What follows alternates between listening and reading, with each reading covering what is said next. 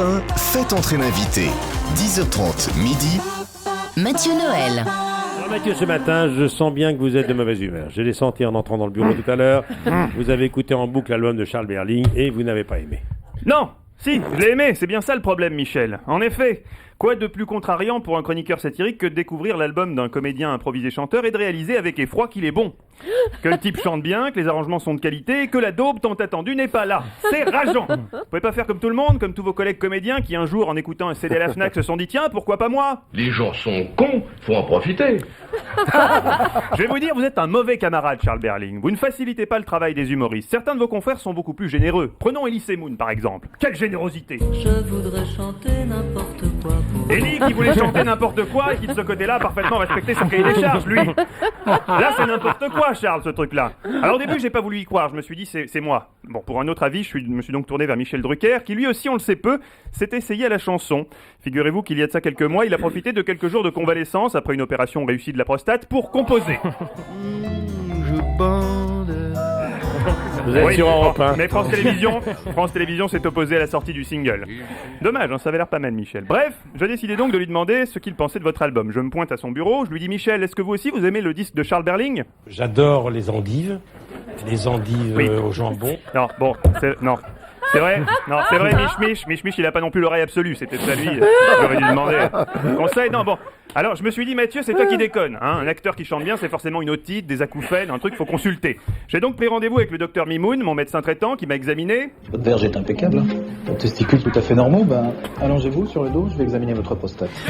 Ah bah, Mimoun, c'est un perfectionniste, hein. Le seul médecin à pratiquer un toucher rectal pour vous diagnostiquer une laryngite. Mais au final, rien. RAS. Vous êtes sur Europe 1. Mes oreilles étaient en parfait état, je devais donc m'y résoudre. L'album de Berling était simplement bon. Faut dire que vous êtes bien entouré, hein, pour le coup. Quelques pointures ont participé à la création de cet album, dont Bertrand Burgala et Carla Bruni-Sarkozy. Vous avez d'ailleurs découvert que travailler avec une artiste aussi passionnée que Carla n'était pas de tout repos. Hein, chaque fois que vous vous retrouviez en studio, elle vous disait « Mon mari est absent, vous voulez voir mes fesses? Oula, non, Carla, non, on est là pour bosser, hein. Oui, non, Charles, vous avez préféré l'abstinence au contrôle fiscal et c'est une marque de sagesse. Pour éviter un redressement douloureux, il faut parfois savoir renoncer à un redressement agréable, n'est-ce pas, Michel? Je mange beaucoup de poissons. Oui, non, on s'en fout, Michel. Bon, Charles, la musique, c'est loupé. J'allais devoir trouver une autre chose pour vous charrier. Là, je découvre qu'il y a quelque temps, vous êtes aussi lancé dans la littérature. Ça sent bon, ça, un comédien qui se lance dans la littérature. Ça serait vraiment pas de bol que je ne mette pas la main sur une petite critique assassine de Télérama. Eh ben non, rebelote, que des louanges sur votre bouquin. Même le président de la République, grand amateur de littérature, apparaît-il aimer votre roman. En le refermant, Nicolas Sarkozy se serait d'ailleurs exclamé, je cite... Qu'est-ce que je m'aperçois? Eh ben, qu'est-ce que tu t'aperçois qu'il est bon, tiens. On va pas s'en sortir, Charles. Chacun peut comprendre. Ah là là, je commence à perdre patience. En plus, à tout ça s'ajoute la jalousie que quelqu'un comme moi nourrit fatalement à l'encontre de quelqu'un comme vous. Le physique déjà. Quand on a autant de talent, la moindre des politesses, c'est d'être moche. Hein, je suis désolé. Mais comment se fait-il qu'à 53 ans, vous soyez plus sexy que moi à 29? Vous le faites exprès? Hein, bon, de mon côté, j'ai compris très jeune que je ne faisais pas partie de ces gens qui pouvaient tout miser sur leur physique. Je l'ai compris dès l'âge de 12 ans, quand un jour, sur le chemin de l'école, ma tante Viviane m'a dit « Eh oui, si aujourd'hui tu ressembles plus à Albator qu'à Candy, c'est parce que ta maman, elle flûte !» Oui, c'est vrai que maman avait un peu forcé sur le gin tonic pendant la grossesse, mais enfin, ça a dû jouer. Bon, vous, en tout cas, Charles, votre physique n'a jamais été un souci. Pour vous charrier, il ne me restait donc plus qu'un seul espoir, votre carrière cinématographique.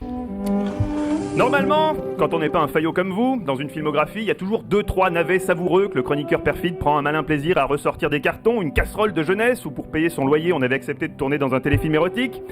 Je ne demande pas un Is No Good, un Vidocq, juste un petit navet. Mais non, même ça, vous me le refusez. Que des bons films, ridicules, Nelly et Monsieur Arnaud, Les âmes fortes, ceux qui m'aiment prendront le train.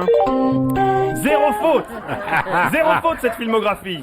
Même pour les téléfilms, vous faites les bons choix. En 2002, vous interpréteriez Jean Moulin pour France 2. Et une fois de plus, vous étiez admirable dans Jean Moulin.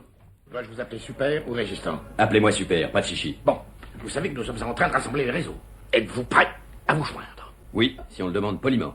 Admirable de réalisme, on s'y serait cru. Bref, vous me dégoûtez, Charles, tout vous réussit. Vous avez tenu dans vos bras les plus belles actrices, notamment ma préférée, Fanny Ardant. J'imagine qu'elle vous a laissé un souvenir impérissable. Ses lèvres étaient chaudes et mon bras n'était pas la seule partie de mon corps à trembler. Ah oui, ça c'est sûr qu'elle est impressionnante, Fanny Ardant, hein. Surtout quand elle se met à parler. Bonjour les hommes. Bonjour Fanny. Bref, Charles, je vous le dis gentiment, ne vous avisez pas de refoutre les pieds dans cette émission avant d'avoir enfin produit quelque chose de risible. C'est pas si compliqué, vous savez, au lieu d'écouter Benjamin Biolay, écoutez plutôt Christophe Ondelat. Ça, c'est généreux comme musique, n'est-ce pas, Michel? Ah oui, c'est généreux, ça. Oui, vous avez l'embarras du choix, Charles, écoutez ce que vous voulez. Mathieu Noël.